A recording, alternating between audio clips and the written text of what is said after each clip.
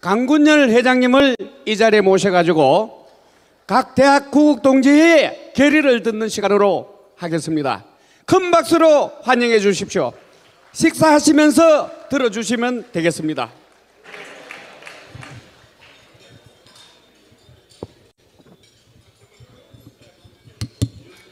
충성 대학연합국동회장 강군열입니다. 아까 우리 존경하는 전 목사님께서 말씀하실 때 이제 대한민국을 구원할 수 있는 세력은 기독교 세력과 광화문 우파 세력밖에 없다, 그런 말씀을 하셨습니다. 맞는 말씀이라고 생각하면서, 근데 감사한 것은 어제 조선일보에 보니까 우리 전광훈 목사님에 대한 기사가 아주 크게 나온 것을 보면서 조선일보가 이제 드디어 전광훈 목사님의 막강한 영향력을 알아보기 시작했구나 하는 그런 아주 좋은 희망적인 마음을 가지면서 앞으로도 우리 전광훈 목사님을 중심으로 해서 대한민국을 구원하는 일에 최선을 다하겠다고 생각하는데, 공감하시면 대한민국 만세! 만세! 2007년도 16년 됐습니다. 태안반도 앞바다에서 유조선과 그 대형 크레인선이 부딪히면서 홍콩 선적에 유조선이 파괴되면서 무려 8만 배럴의 기름이 유출돼 가지고 태안반도 앞바다가 완전히 초토화된 적이 있었습니다. 그때 한국교회 봉사단을 조직해 가지고 수십만 명이 내려가서 그 태안반도 해안에 떠 있는 기름을 닦느라고 고생을 많이 했습니다. 그때 평가로는 이게 한 10년, 길으면 100년까지 간다고 그렇게 피해를 얘기를 했는데, 무려 2년 만에 그 앞바다에 있는 기름을 다 씻어내고 옛날과 같은 바다로 만들어낸 것이 바로 우리 한국교회 힘입니다.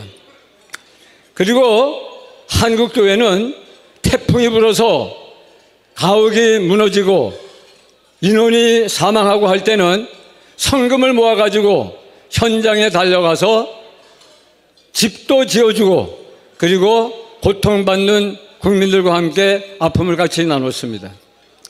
여러분, 교회는 그냥 교회 안에서만 존재하기 위해서 하나님께서 이 땅에 교회를 허락한 것은 절대 아닙니다. 왜 우리가 태안반도에 달려가서 기름을 닦아내고 왜 수해 현장에 가서 우리가 그들의 아픔과 같이 하느냐? 이게 하나님의 뜻이기 때문인 겁니다. 하나님의 뜻은 교회 안에서만 작동돼서는 안 되고 교회 밖에 세상에서도 작동돼야 되는 것이 하나님의 뜻입니다. 예수님께서 우리에게 기도문을 가르쳐 주실 때 뜻이 하늘에서 이루어진 것 같이 땅에서도 이루어지기를 기도하라고 말씀했습니다.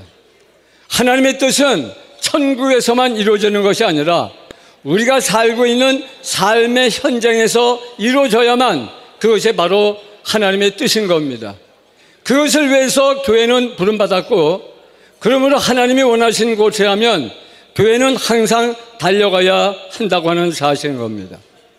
여러분, 바다가 오염되면 교회가 쫓아가서 오염된 곳을 닦아내고, 또 집이 무너지면 그 무너진 현장에 쫓아가서 그 집도 지어주고 아픔을 같이 하는 것, 그렇다면은 저와 여러분이 살고 있는 이 큰 집, 대한민국이라고 하는 큰 집이 무너지고 대한민국의 정치가 종북 주사파 세력들에 의해서 오염될 때 그것을 닦아내고 그 집을 완성이 될 세력은 어디입니까? 바로 교회 아닙니까? 교회가 바로 그런 일을 해야 되는 것입니다. 1945년 해방이 되고 나서 북한에 북한 공산당이 들어왔습니다. 그때 북한 교회는 둘로 나눠졌습니다. 김익두 목사님을 비롯한 부흥 강사님들은 교회는 기도만 하면 된다, 기도만 해서 공산주의를 물리치자, 그렇게 얘기를 하고 기도운동을 펼쳐나갔습니다. 그런데 거기에 비해서 미국의 프린스턴 대학을 갓 졸업하고 한국에 부임했던 여러분 존경하는 한경직 목사님은 신의주 제2교회를 지음하면서 뜻에 맞는 목사님들을 교합해가지고 우리가 기도만 해서는 안 된다, 기도만 한다고 해서 공산주의가 물러가는 건 아니다, 우리는 행동을 해야 된다 하면서 기독교 사회민주당을 대한민국 정당사상 최초로 정당을 창설하고 행동으로 옮겼습니다. 결국 어떻게 됐습니까? 기도만 한다고 해서 그 공산화가 안 됐습니까? 결국 공산되고 말았던 겁니다.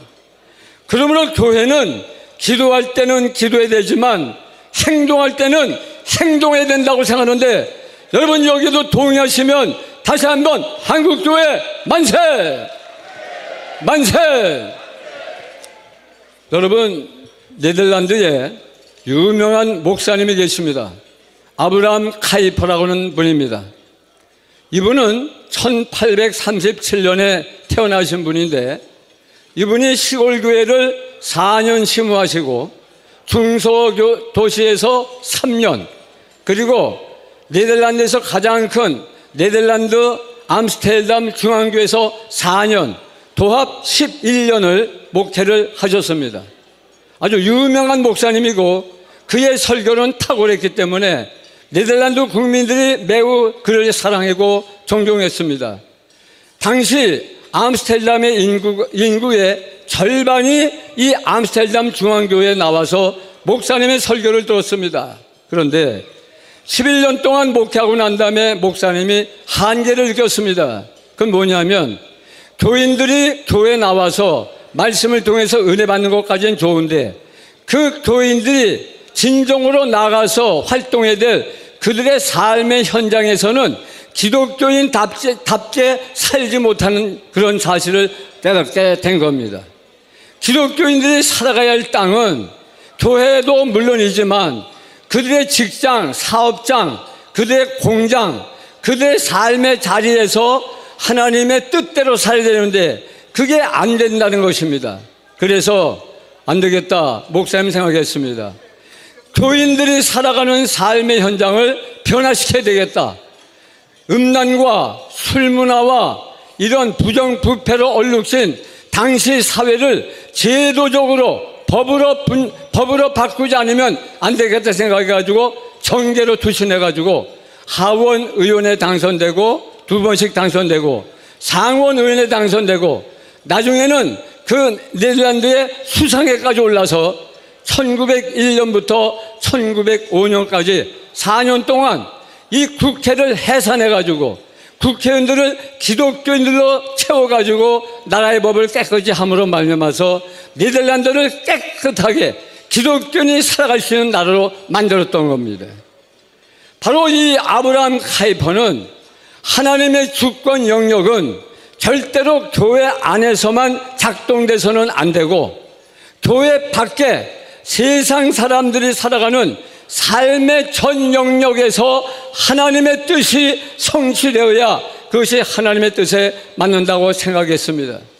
그래서 정치, 경제, 사회, 문화, 예술, 스포츠, 군사, 교육 모든 삶의 영역에서 하나님의 주권이 이 땅에서 이루어져야 하나님의 나라가 완성된다고 생각했던 것입니다.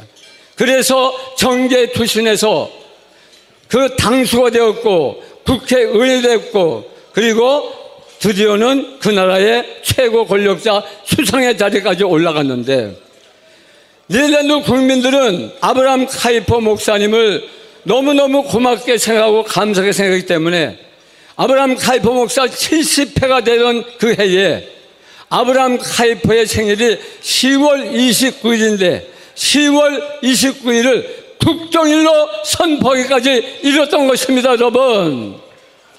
여러분 지금 한국 교회가 지금 쓰러져가는 대한민국을 보면서 물들어버린 대한민국을 보면서 기도만 있으면 되겠습니까? 기도도 해야 되겠지만 지금은 기도와 함께 행동해야 될 때라고 생각하는데 여기에 동의하시면 다시 한번 한국교회 만세! 만세! 그렇기 때문에 우리 정광훈 목사님께서 지난번에 국민혁명당을 창당하시고 지금은 자유통일당 총재로서 대한민국 정치에 깊이 관여하는 것은 이것은 반드시 해야 되는 하나님의 뜻이라고 믿는데 여러분 여기에 동의하시면 정광훈 목사님 화이팅! 화이팅! 화이팅! 앞으로 4월 29일 광화문에서 우리 안보시민단체 총연합회 의원들이 모여서 우리 정광훈 목사님을 중심으로 대한민국을 바로 세워나가는데 다시 한번 힘차게 날 것을 강력하게 주문합니다. 맞습니다. 주문합니다. 맞습니다. 감사합니다. 감사합니다. 우리 강군열 회장님께 큰 박수 부탁합니다. 자, 여러분 식사하면서 이렇게 들으시니까 좀